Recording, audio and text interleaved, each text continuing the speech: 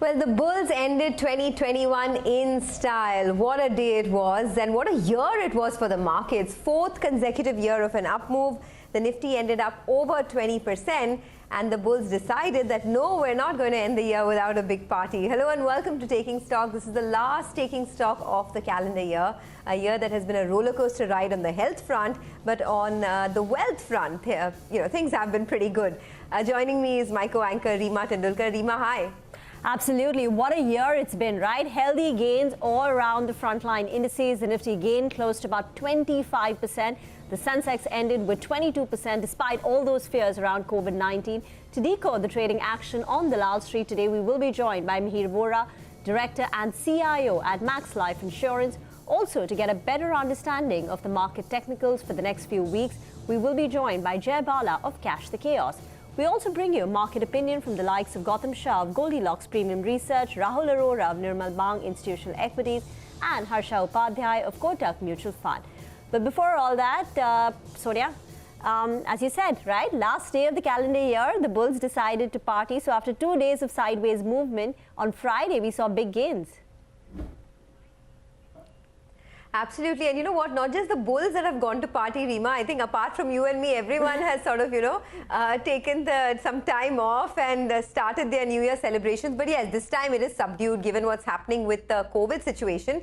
But be that as it may, I mean, COVID or no COVID, right? It's been a fabulous year for the equity markets. I mean, the Nifty is up over 20% this year, as we were saying. The mid-cap index has given a return of 46% this year. So it's been nothing but spectacular in the broader markets. And there has been, a lot of dichotomy in different sectors. So, for example, in the auto sector, the biggest gainer on the Nifty was Tata Motors and the biggest loser on the Nifty was Hero MotoCorp. So, in that sense, if you picked the right stock, you did well. Otherwise, you would have lost a lot of money. And it was also a year of IPOs, right? We saw so much money being raised in the market. We had some fabulous IPOs, the likes of Supriya Life Sciences, etc. So all in all put together, Reema, I think the Bulls will be happy with a year like this. But what comes next is the big question, right? And I think a lot hinges on the way COVID plays out, right? We've seen COVID cases continue to rise day on day, and so many states are putting in restrictions. Do these restrictions amplify? Up until now, many states have put it, at least in the first fortnight of January. The economic data to track will be the advanced GDP estimate, which will come out on 7th of January. And then soon after, we will be talking about the earnings season. So Infosys and TCS both will come out on the same day, on the 12th of January, and that will kickstart the earnings season. And then, of course, there will be a lot about the pre-budget news flow, and then in the run-up to the budget. And finally, keep your eye on the kind of flows. The FIs in the last 3 months itself have sold more than 1 lakh crore in the cash market. So that is a big sell figure. And we will, of course, on the global front, be talking about, the Fed tightening and what happens in 2022 with respect to the number of rate hikes. But let's pose these questions to an expert. Mihir Vora, Director and CIO at Max Life Insurance, is now with us. Mihir, it's great to have you with us on the last day of, this year.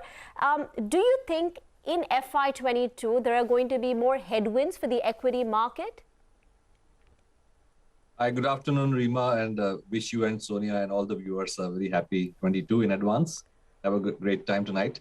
So yeah, I mean, like tonight's party, hopefully, we had a wonderful 2021, and the last 3 months have been really, surprising in a pleasant way, because we've seen a lot of selling by FIIs, but the local, institutional, as well as retail support to the market has ensured that we don't go down, in spite of continuous selling by the FIIs. So I think the local retail sentiment seems to be very strong, and it is with this positive sentiment that we are going into 22. So, barring unforeseen Omicron, instances, hopefully so far the data is, not so great in terms of number of cases. But if you look at cities like Bombay, Delhi, while the cases are going up, the hospitalizations and the mortality seems to be under control.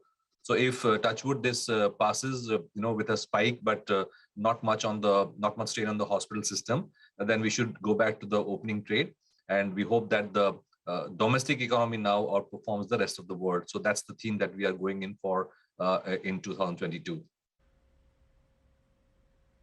Okay, Mihir, hi. Happy New Year to you. And you said like tonight's party, everything is going to be fine in the market as well. What party are you talking about? I mean, there are curbs, restrictions everywhere. There's a curfew in the city post 9. I don't think there's any party happening anywhere except in your own home, right? But I mean, jokes apart, this has been a year where there have been lots of hits, but lots of misses as well. In 2022, what are the big hits that you are expecting? What's the big trend, and which are the top sectors that you'd be bullish on?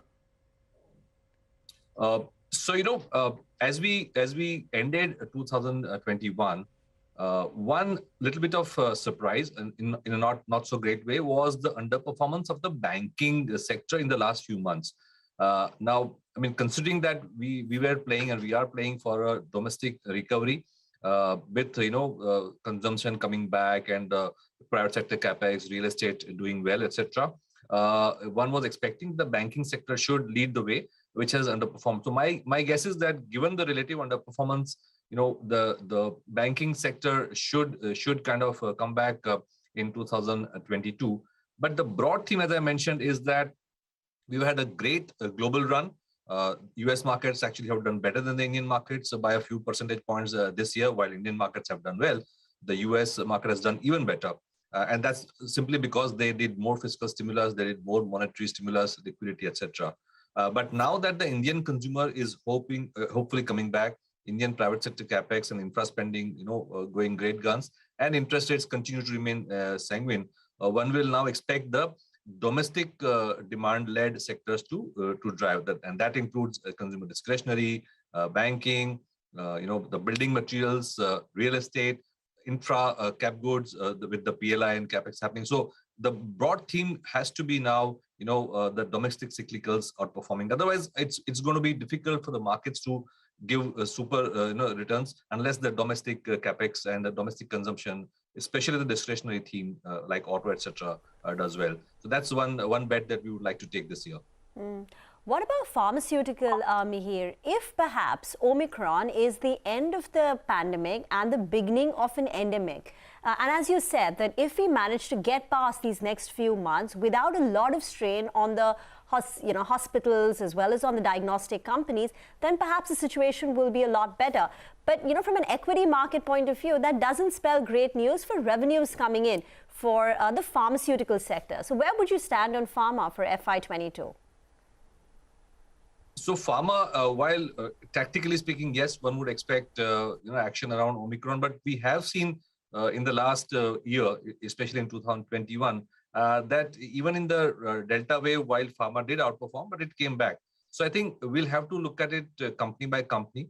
The good thing is that not only this year, but even in the last 4-5 years, we had a lot of issues with the FDA, and last year there was hope that with the FDA inspections coming through, a lot of these facilities which were under observation, etc., would come back.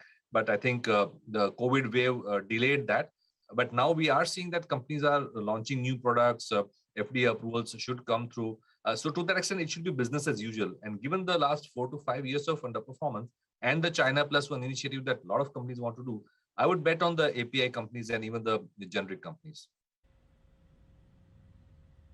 Okay, since we're talking about pharma, it was a pretty hectic week. There was lots of action in the pharmaceutical space. And Ekta, my colleague, is here to give us the latest on that. Ekta, over to you.